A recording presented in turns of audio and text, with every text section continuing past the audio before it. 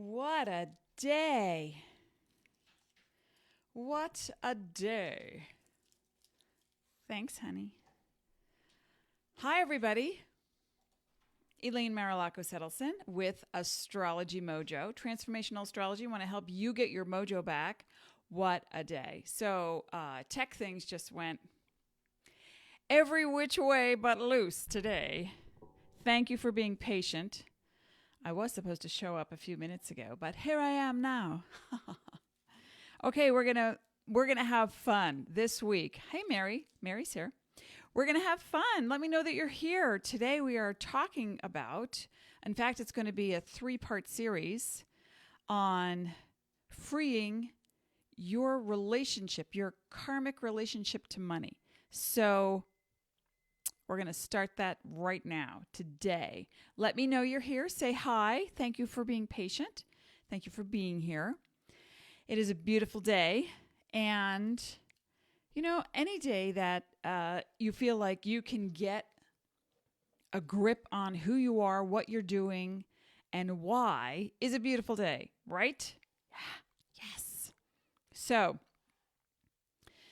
I'd like to start out by saying that if you're new to me and new to astrology, that the planets don't make you do anything. We live in a cooperation with the cosmos. So when the planets make a move, you feel it. It's true. And when you make a move, the planets reflect that in the heavens. How can it be otherwise? Because you know what I like to say to people, and as I was muddling through all my tech things today, that astrology is like a clock. It just tells you what time it is. And here's my astrology clock. And that's what time it is right now. 10 to Scorpio. I'm sorry, 10 after Aquarius.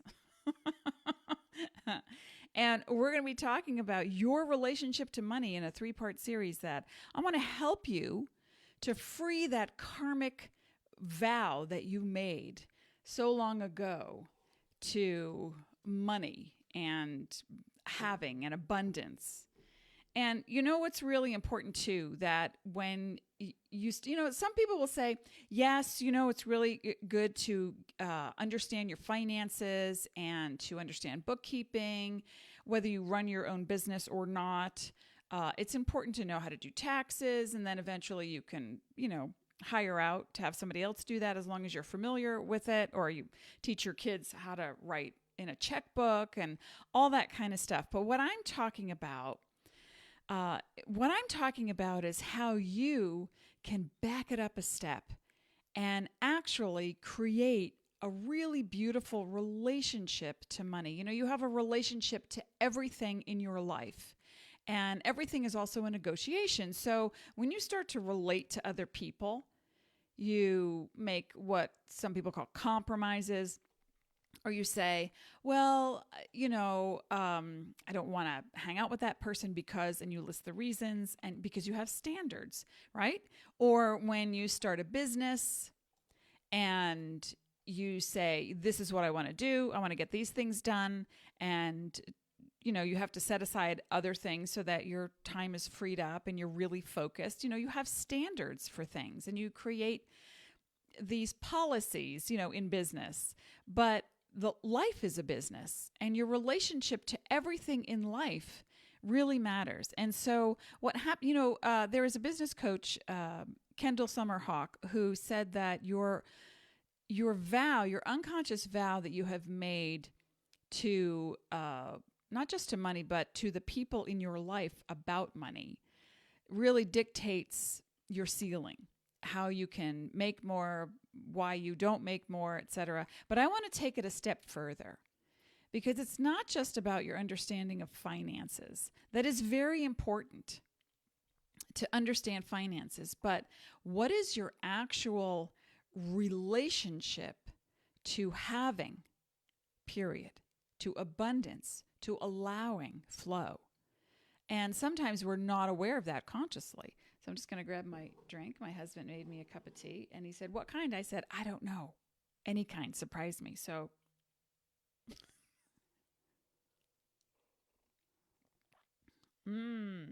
I still don't know what it is, but it tastes good. Okay, who's here? Let me see. Hi, Roberta.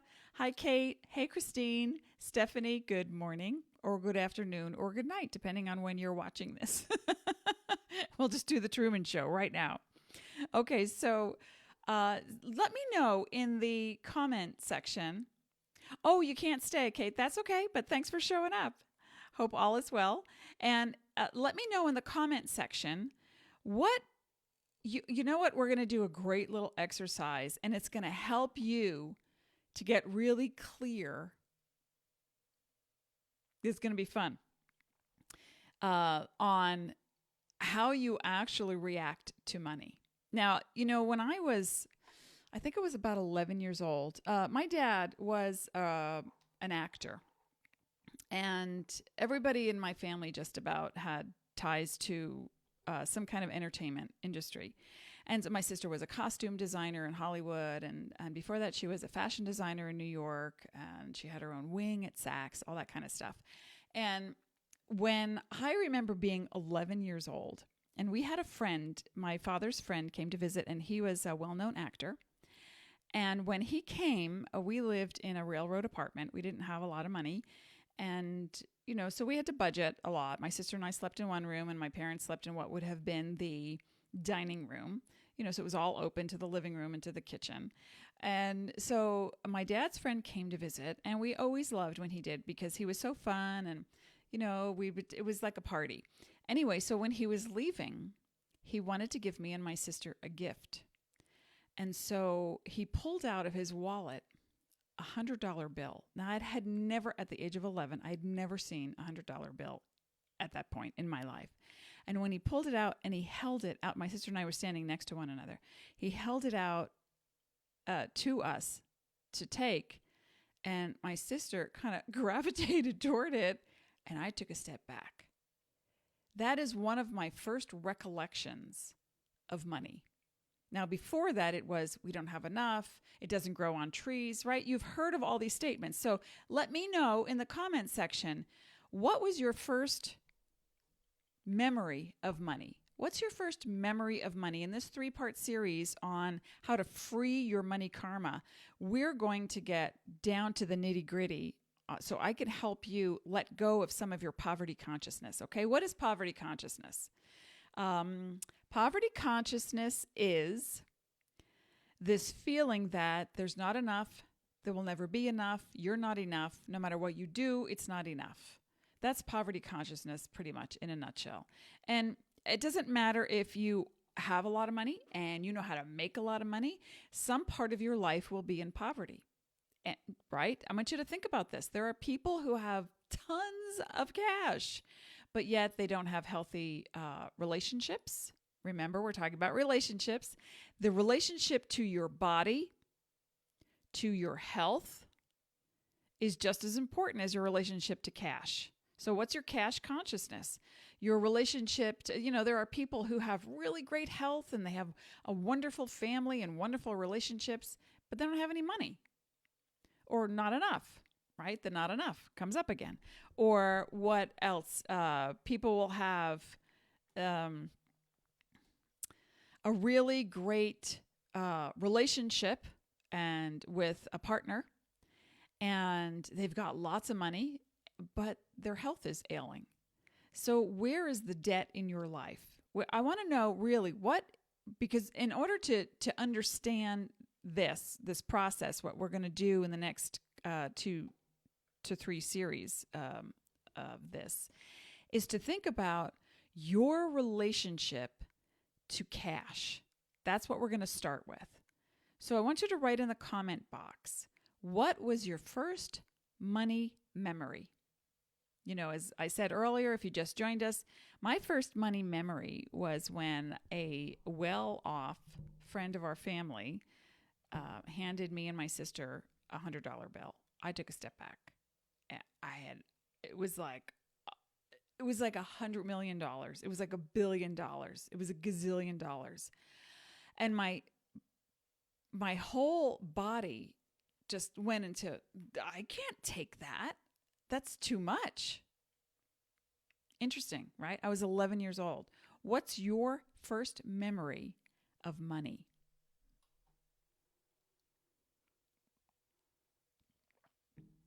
You know, sometimes if you think back to not just your first memory of money, and you might have had a memory earlier than the one that you're thinking of now or that you're going to talk about, but everything that you imagine around money, how much you make, what you don't have, is a lot of times we hear phrases in our life that we come back to and we adhere to.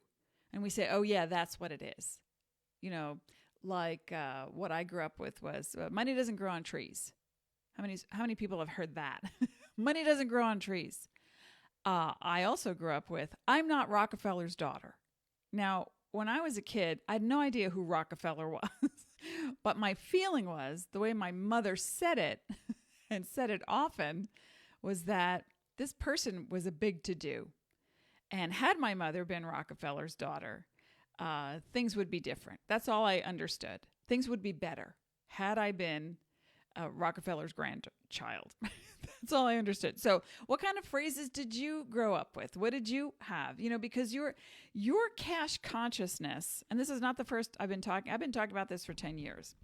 Your cash consciousness, really, you want to go by symbols that you've had and understood what they meant to you. You want to go by your the comments that people have made, you know, like money doesn't grow on trees, or I'm not Rockefeller's daughter, right? Because these things become imprinted in your psyche, and then you look for them to validate your existence and your relationship. And Laura Lee says, I was told that rich people could not enter the kingdom of heaven. That is profoundly sad. And yes, I've heard that too. That rich people cannot, you can't take it with you. I mean, that's a fact. You can't take it with you. But that was used as a way to dampen your desire to have more, right? Can't take it with you. You know, as long as you have just enough to get by, that's okay. I had a client once who said, as long as I have enough to pay the bills, I'm fine. Really? Wouldn't you want a little bit more just to have fun? Just to treat your kids to something? You know, how about, Stephanie says, loading firewood in my dad's dump truck with my sister for $5. Dad made us bust our butts for nickels. Yeah, work ethic, right? You got to work for it. You got to work hard. Work equals money. So I want to do a little, just a little probing now with this, because once you really get to the core of it, and it's not just stories we're talking about, I want you to stop and realize, because we are in a Mercury in retrograde, I want you to stop and realize that these stories, or the story that you're thinking of that you're posting, the story that you're thinking of that you're not posting, has so much to do with who you are as a person and how you allow flow, and what the karma is around that flow. Now, karma is not good or bad. Karma is merely a harmonizing of energy. And when you have different perceptions about what it should be, you know, oh, I work so hard. By this time, I should have paid it off. You know, I should have paid off the house. Or by this time, I should have had $1 million in the bank. You know, according to Einstein, compound interest is the eighth wonder of the world. And if you read some Tony Robbins books, yeah, really, if you start investing at a young age, then the compound interest grows on top of that interest, and it grows and grows and grows. By the time you're 40, you're a millionaire. But we're not really taught to do that. We're not taught to have that reality. What we're taught is there's not enough. You better make that last. You better stretch that last dollar. It doesn't grow on trees, right? It goes right out the window. I heard that too. I make it and it goes right out the window. So you want to start developing a healthy relationship to money, right? Because then that's only going to help you to have even more in the future. Now, Roberta says, my parents weren't rich, but my sisters and I didn't go without. Both my parents worked. We were kind of spoiled. Well, that's, you know, what's spoiled mean, really? They did their best and they gave to you. My parents didn't have a lot of money, but at Christmas, we had lots of presents under the tree. That's what they saved for. That's what they wanted us to have, this magical experience. So I can definitely relate. But then during the rest of the year, it was, you know, you got to pinch a penny. If you found money on the ground, it went into a bowl to save for the end of the month so that you could, buy an ice cream. So my parents came from poverty, extreme poverty, and several house fires where they lost everything. I remember my mother telling me a story over and over and over again how my grandmother, after the second fire, literally was picking through the rubble and she was looking for her dentures. And she found them. She found them. Good for her. Yay. Go Grams. Or actually in Greek, it would be Yaya. So I want to do a little something right now to help you to get really clear on just some impressions that you have before you were cognizant of what money was and what it did to you, for you, or how it could help you or hinder you, or the whole belief system around it, that you can't take it with you, that it's evil, that it's dirty, that, people get greedy because of it. And that does happen. I mean, it's not evil, but people will use it to fund terrible things, right? People will use money as a way to get over somebody, to scam somebody, to cheat other people. But that's not who we are. But yet that has been, you can't bubble yourself from these kinds of thoughts, peoples, and energies because they exist in the world. So now what I want to do is I'm going to show you an image. And I want you to think about this, that your relationship to money equals the amount of flow you allow yourself to have.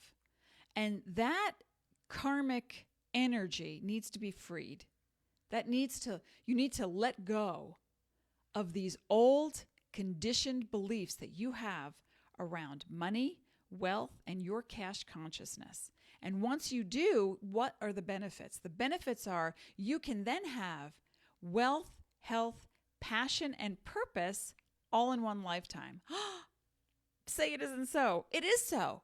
It is possible. Okay, so let's do this.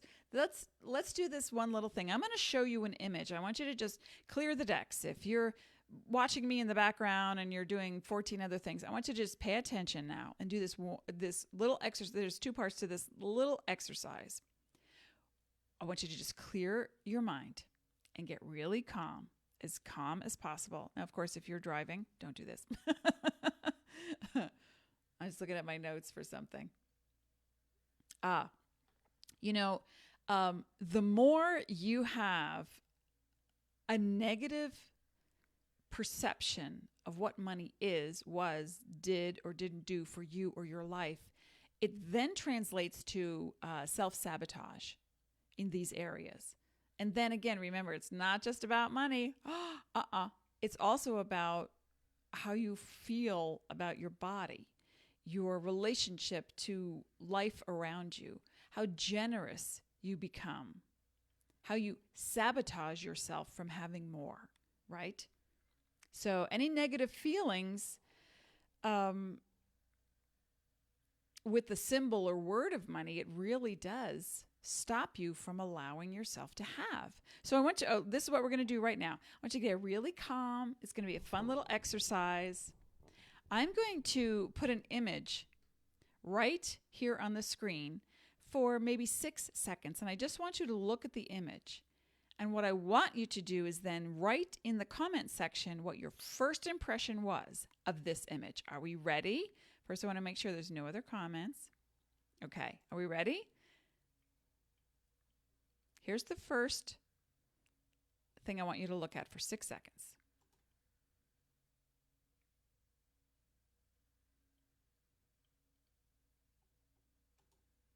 The money symbol.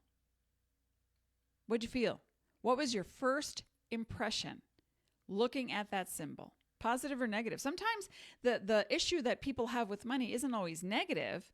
It's just, I love it, but how can I get more? I don't know how to get more because, again, it goes. Or I make it, then I spend it. But why? Why? What was your first impression upon seeing that symbol, that money symbol? I'm going to take a sip while you let me know. Lumos. We're going to shed light on the matter.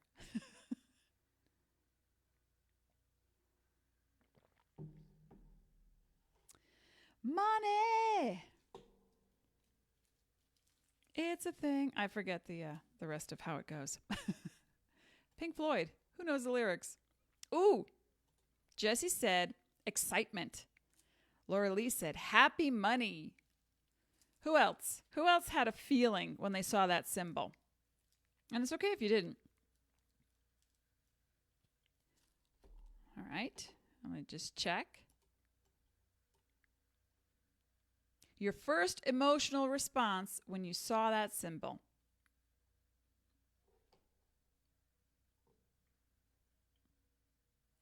You know, one thing to really ponder is that it's not just about money, right? But that there is enough of everything to go around. Okay, Stephanie said negative and kind of drew a blank. That's okay. Roberta, shopping. Christine, first thought, oh boy, here we go. What does that mean? That's fascinating. Okay, now I want you to look at this next image. And I'm going to hold it up for about 6 seconds. First impressions, not so much what you're thinking, but, what do you feel? What's the emotional response to this image? Ready?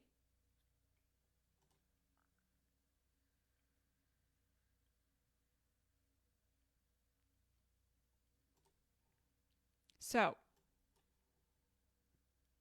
what'd you feel? Wendy says, like true wealth was out of my reach. That's interesting. Just out of reach. Carrie says wealth. Okay.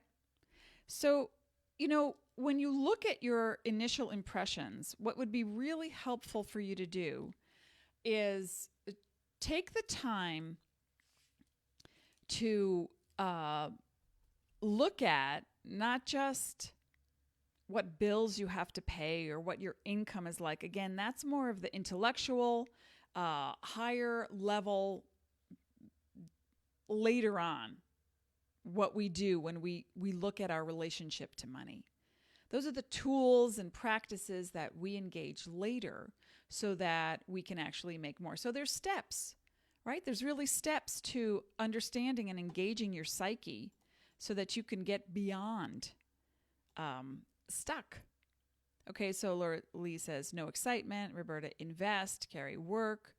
So there's going to be lots of different impressions when you see this word.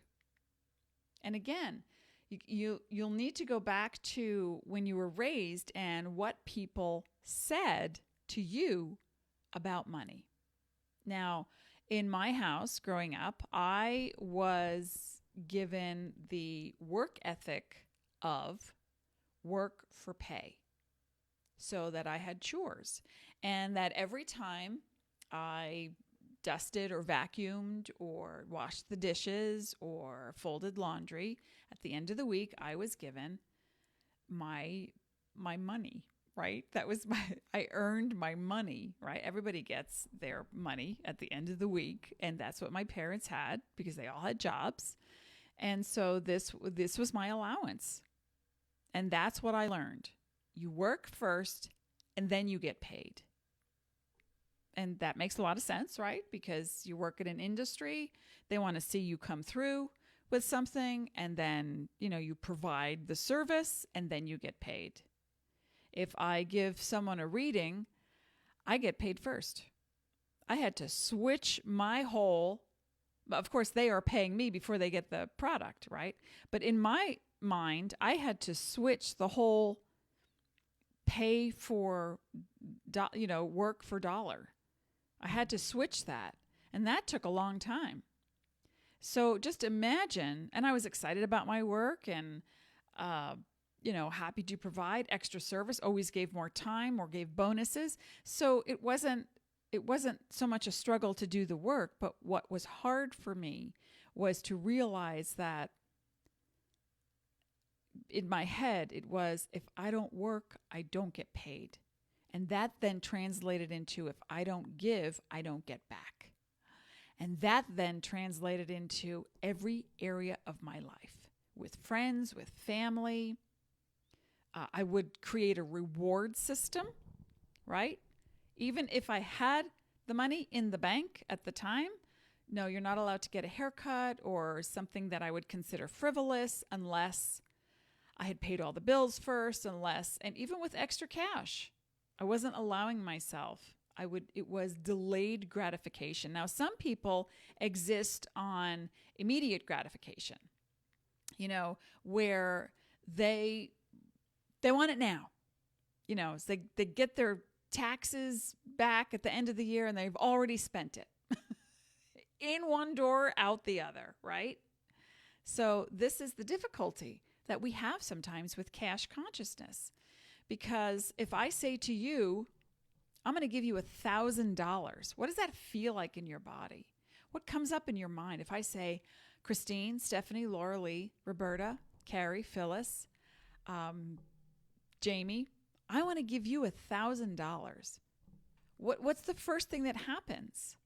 Do you say, why would you do that? Or what's the catch? Or I don't deserve it? Or no, you can't give that to me. Or yeah, I'll take it, but what do I spend it on? Or do I put it in the bank? Or, I could start paying off bills right away. It's like, what do you do with that information?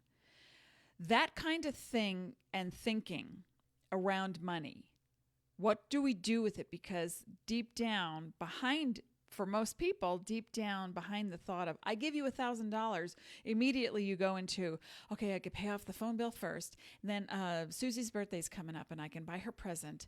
I need to get new brakes on the car. So we're already allotting. We're already breaking it down. Here's what I can do with it. And then what? Do I save some? Do I save it all? Do I not treat myself? Do I just get rid of it? Because if I don't have it, I don't have to think about it. Do you know the consciousness that you have around your money habits is going to show you what you can expect for the future? That's the whole gig, folks. So Stephanie says, I think she's full of it. Nobody would do that. Do what? I'm sorry. I don't understand what that means. Money getaway, grab that cash with both hands and make a stash. Oh, Pink Floyd. Thank you. Thank you for the lyrics. So I don't always get all the comments. I don't know why. When I'm live, later on, when I look at the replay, I'll see other comments that I didn't see during the live recording. So I'm not sure what you're referring to, Stephanie.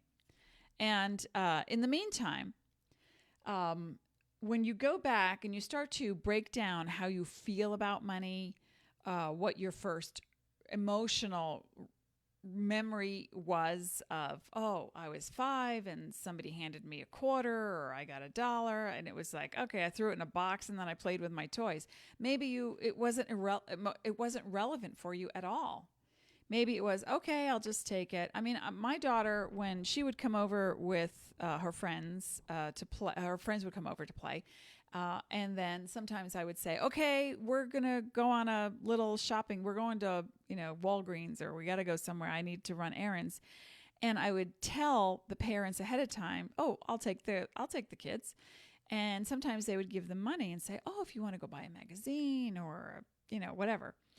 If we went to a store, if I had to go shopping, that kind of thing. One of my daughter's friends would immediately look to spend all of her money, even if she didn't need something. And I would say, sweetie, it's okay if you get change back and you put it in your pocket. Well, and she would look at everything like, now is it, I got to buy it now. And I thought, well, that, if not checked, could lead to some really unhealthy spending habits in the future, right? I mean, think about it. So what I just want you to be able to have the idea of where does it come from, and the blockage or the self-sabotage around abundance and flow. Where does it come from? And what can you do? What steps can you take to free your money karma? And it's not that hard. Christine says, that tune is stuck in my head now. And the $1,000, I can pay some bills. Okay, so you pay some bills. But what's the thought behind it? And behind that, is it, I better take it because I don't know when it's coming again? Or I can't take it because I'm not worth it? Or I take it and I spend it all on myself? Or I take it and I can't spend it on myself because I'd feel so guilty. So you want to look at what are the emotions that surround all the iconic images that we have and the phrases and all the verbiage that we have around money. And, once you start to see them, and again, it's not just a mental image of, oh yeah, that thing happened and, I had to work really hard to rake the leaves and then I got paid $1 and then whatever. And then you go on. It's like, no, stop there. How did that feel at the time? What did you learn from that? What was the messaging that you got from your family that taught you about money? Now, in my family, again, they didn't make a lot of money, but they were as generous as heck.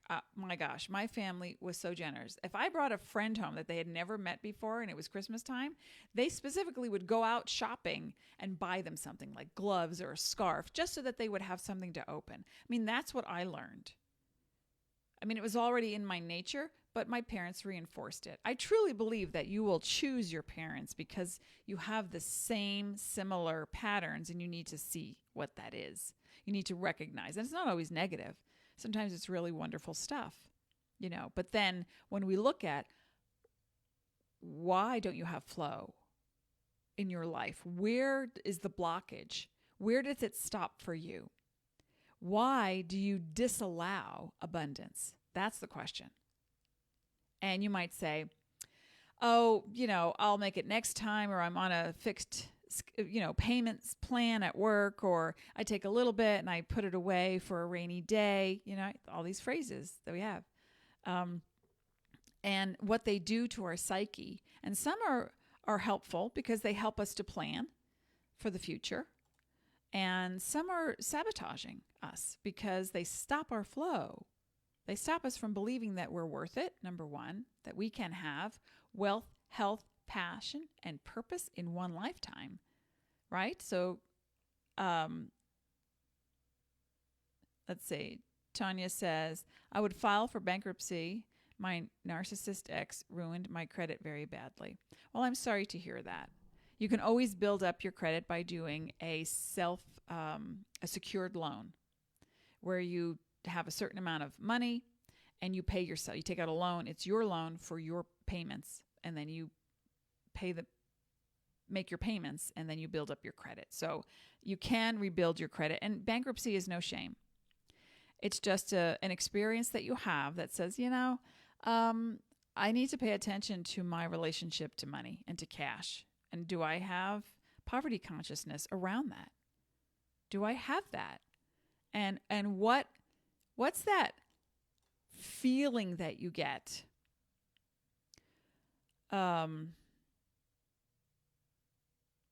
Christine says, I don't want more than I need. Well, why? Why? What's the why? What's the answer to that? You might say, I only need this much. I only need this much. I'd be okay if I just had this much. So do you minimize what's going on in your world because you think you can't make more, or you have to do all the work to make more and it's too tiring at this point? It's like, I don't want to be working harder, because that's what we're taught, right? You have to work hard to make more. You got to work hard.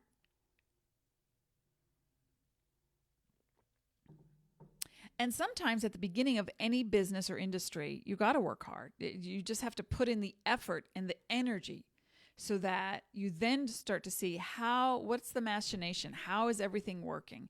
Where are the stop gaps? Where is it sticky? Where does it not work out? When you hire employees, and we've been through this, Dean and I have, you hire employees and everything sounds good and you go through a vetting process and you think, great. At the time, and this was many years ago when my husband first started his real estate investing business, we hired a woman and we had our hearts making decisions for us.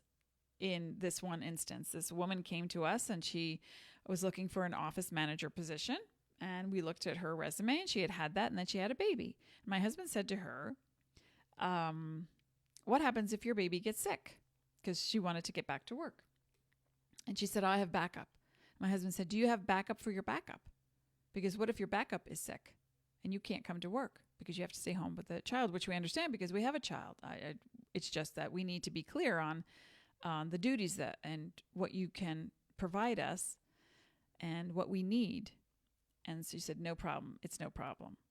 And within the first week of working for us, not only did she lose cash on her way to the bank, but her kid got sick and her backup all were not available. So she didn't last but 10 days. And we felt for her. I felt for her because in her mind, she was scrambling to always get ahead, always to, rely on other people. She was a single mom. And that's a hard place to be.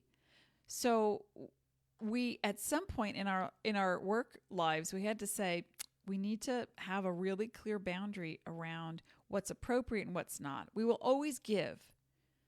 We, as generous people, we will give, right? But we have to have boundaries around what that is and what that looks like. And sometimes you don't know what that looks like until you're faced with it. In town, a few years back, there were some fires in our town, and several houses burnt to the ground. And my husband and I were there because one of the houses that burnt was 2 houses away from my mom's house. And so my mom had lived through 2 house fires, and it was immediate. We went right into action, took my mom. I said, just be calm. You're fine. Everything's good. We need to get you to my house 3 minutes away further out. And so she had stuff hidden under things, inside of things, shoe boxes and places she was afraid in case she got robbed. That's, they would find anyway. So she took her valuables and we brought her to the house. And then I went back and to see if we could help with fire hoses, and because the fire trucks hadn't gotten there yet. And there were about 12 of us who knew each other from town, just peripherally, and then we just got together and we just started talking about how can we help these people. And we formed a committee like that. And we all had a task. It was amazing. It worked out so beautifully. And we all did something. We did a fundraiser. We raised $30,000 for these folks. And one woman who was about to write a check to me, we rented a space in the local parking lot, and, we had people volunteered their time to come and provide services for cash that we would then donate 100% of to these families. And one woman was local, and she was writing a check, and she looked at me and she said, how do I know this is going to get to the person? I said, here's my phone number. Here's my address. Here, take my information. There's no reason why I would live in this town and cheat you. So now we know each other, and now see those people over there? Those are the families. Let me introduce you. And so her skepticism embarrassed her, which, it's healthy to have skepticism. And she said to me later, she met them and she came back. She said, I'm so sorry that I doubted. It's just that I've grown up in such a place where people did nasty things for money. And I said, well, I'm so sorry that happened to you. But maybe now you can relax a little bit, that your money is safe, that your money is going to the cause that you want it to. And so that was very profound for her. So it's amazing. There are so many money stories, people who live. Kathy said she felt coldness around seeing money. And so, I don't think anyone would give me a loan. Well, see, these are all perceptions that you have that lead to poverty. And poverty consciousness says, bottom line, that you're not enough. Do you really believe that you are not enough? That's the big question mark, isn't it? Because if you really believe that you're not enough, then you will also sabotage yourself into thinking that there's never enough to go around. And if that's not how you want to live your life, then freeing your money karma is where you need to be. It's where you need to go. It's what's going to help you to create this wonderful relationship to money. And you can have that. Took me a while, but I got it. I got my mojo back. Do you want to get your mojo back? That's the question. I have the answer. Yes, you do. I just answered for you. All right, I'm going to pull a card for people so that you can start to relax on allowing money to come back your way. Not just money, right? It's wealth, health, passion, purpose. All in one lifetime. Now, sometimes, once I was in New York, a long, long time ago. I used to live in Jersey and New York. And once I was meeting a client at a place in New York, and I parked my car many blocks away from the restaurant. And I looked at all the signs, because in New York, if you've never been, you have to look at the signs, because signs upon signs will say no parking between 3 a.m. and 4:44 p.m. No parking on Tuesdays, and sometimes the signs are all stacked up where you just read it and go, basically no parking, right? There's all these stipulations. Anyway, I made sure I read the signs, and I parked my car and I went. Now we closed the restaurant. 2:00 in the morning. They say, do you want to ride to your car? I go, no, it's no problem. I'm walking. I don't see my car anywhere. Okay. I can't find my car. So I go back to the restaurant and I'm thinking, was it stolen? What? So I go back to the restaurant, knock on the door, and I say, I need to call the police. So I called the police. They were just closing up and cleaning up in the restaurant. And I see a man across the street, kind of petite, not threatening in any way. He had a mustache and a beard. And he looks clean, And I was on the phone and I called the police, and then I'm waiting and I'm waiting and I'm waiting. And it's 20 minutes later. And the man is like walking back and forth, and he starts coming to me. And in the meantime, I'm praying. I'm saying, dear angels, please surround me with protection. Please guide me. Because right now I feel like I don't know who to call. It's 2:00 in the morning, 2:30 in the morning. I don't know who to call. There isn't anybody to call. And what do I do? I was really being pushed to my limit of wow. And I was already doing this work, but then I was pushed further to get into, really? Let's go see those nooks and crannies where you don't believe that you'll get your needs met, where you don't believe. So this gentleman approached me and he said, hi, did I hear you call the police? And I said, yeah. And he goes, yeah, they're not going to come. Not unless there's a fire or an alarm's going off. And, you probably got your car impounded. I was like, really? Okay. And so, just kind of waiting. I don't know. He goes, oh, by the way, my name's Michael. And he introduced himself. And I said, hi, Elaine. Nice to meet you. And he said, he goes, yeah. He goes, look, I'm not going to hurt you or anything. He said, I used to be a carpenter. I was like, oh. And he said, and I got sick one day, and I had to go to the hospital, and I parked my car, and all my tools were stolen. And then I had to pay for the operation. And he went on and on to tell me his life. And I was like, oh, I'm so sorry to hear that. He goes, but you look like you could use some help, and I could use some help. And I said, okay, so what does that mean? He goes, well, if you call the impound and you tell them that your car is there, or you look for your car, it's probably there. And so why don't you do that? So I went to a payphone because the restaurant had closed. So I went to a payphone. It's now 3:00 in the morning. I went to a payphone and I called the impound, and my car was there. And he said, you could get a cab and go there. And he's telling me everything, like you need a certain amount of money. So ask them how much it's going to cost. And I had that much in the bank. It was like over almost $300, but I had that much in the bank, and it wasn't going to break me. But if it happened again, it would have broken me at that time. And he said, all I'm asking is for anything, $20 maybe, something just to help me so I can get some food and I can go to the shelter and I can sleep there. And I was like, okay, that seemed fair. And I thanked him profusely, and I gave him $20, and because I really didn't have much more. And I took a cab and I went, and the whole time I'm nervous and I'm scared, right? Wouldn't you be? And I get to the impound and I get my car and I drove home, and I exhaled. And it took me a while, to get home from New York. I lived in Jersey at the time.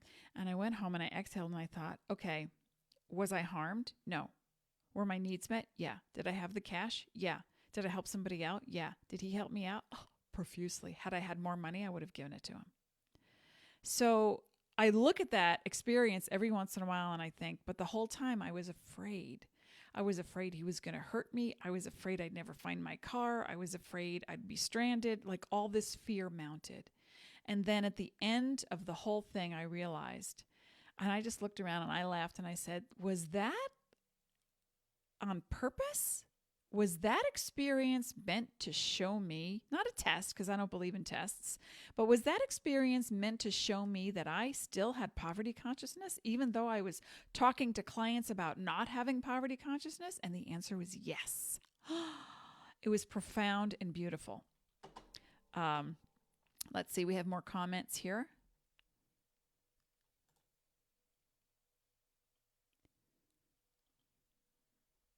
Okay, we have amen. Yeah. Praise be. Hallelujah.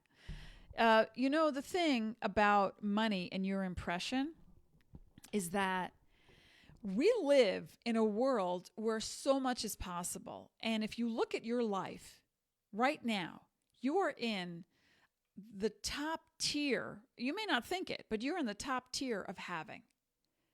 People in this world live in grass huts. They live in paper, cardboard boxes, literally families in Mexico.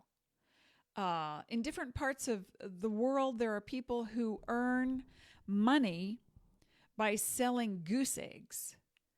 And, microcurrency helps them to get more. So when you see things in ads on TV about making money not making money. When you see things in ads on TV about, so much money a day to help this child come out of poverty, for the most part, it's pretty true. There are people in Africa who eat mud because there's nothing else. So sometimes you look at your bank account and you go, well, there's really not a lot, or I've been cheated, or I'm just tarnished. I have this thing about money. It's dirty. It's evil. I had a friend once a long time ago who said to me, well, maybe if they just use beads, like someone said to her, maybe if they just use beads. And she said, what's the difference between beads and money? Whatever value you put on it, that's what it's going to be. Whether it's coin, cash, paper, trade, barter, right? Beads, berries, whatever value you place on this thing that you think is your currency, that's what we're talking about. That's your cash consciousness.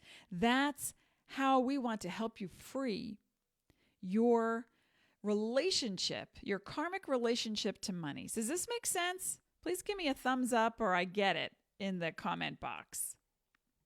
Okay. All right. So I'm going to do this one more time for folks who were not here, but maybe showed up later. I'm going to show you a symbol and then I want you to write in the comment section, what is your first emotional response to this symbol? Okay. You ready? Here it is.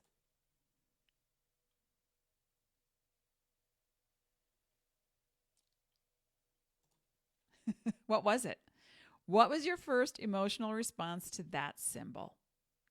Now, it may have been happiness. It may be, oh, I want to get more, or, reminder, I got to do my taxes, right? So now here's another reminder. These things in life that have dictated our course when it comes to money are important because they still exist.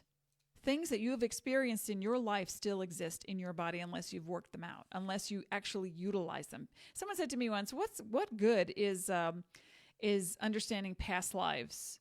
And I said, well, why is it that people are kings and queens and famous people in past lives? No, well, not everyone, because you have to start somewhere, right?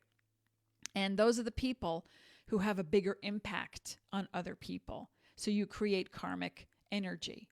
Unfinished business is what that's really called.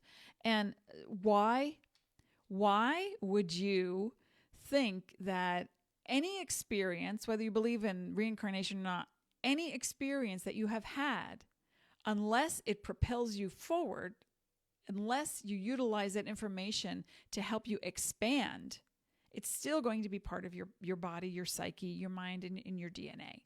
All right, so we have some new comments. So, I'm funny? Ha.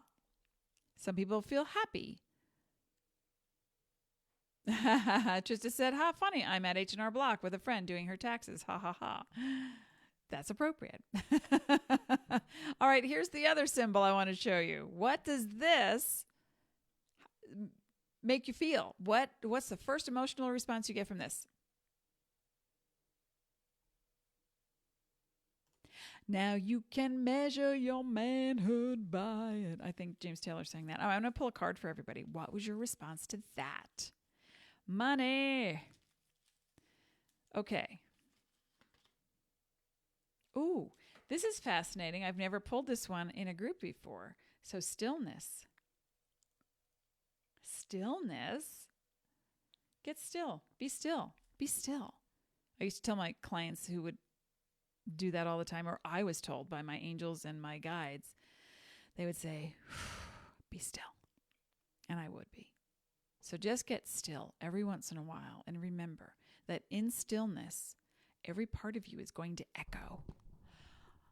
And what is that echo going to represent? What is it going to say to you? Are you afraid of something? Are you carrying a fear that reduces your idea of abundance to just a narrow window of time, energy, money, cash, resources? Or is that stillness going to provide you with the confidence to say, I am part of the whole. I am an extension of the light, and I exist here, now, everywhere. And if you are part of the flow, if you are part of the whole, then it stands to reason that flow is your best friend. How would you like to flow into prosperity? Bruce says, I have a lot of unfinished business. Yeah, well, welcome to Earth. Let me be one of your representatives. Yeah, welcome to the planet Earth. So how can you work out these things a little at a time? Well, what I'd like you to do between now and Thursday when I come back again is to write down some of the words that you associate with money. Just some words, and then come back and share those with me. What words do you associate with money?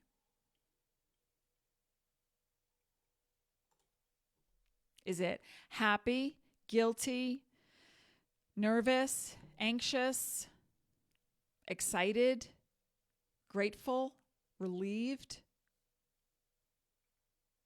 Think about that. And I'll be back on Thursday with part 2 of part 3 of freeing your cash consciousness. This is all about your relationship to money and how to free your money karma. Not going to be hard. It's going to be easy. Elaine Marolakos Edelson with Transformational Astrology. I want to help you get your mojo back. So I will see you again, and be well, be sparkly, and be abundant. See you then.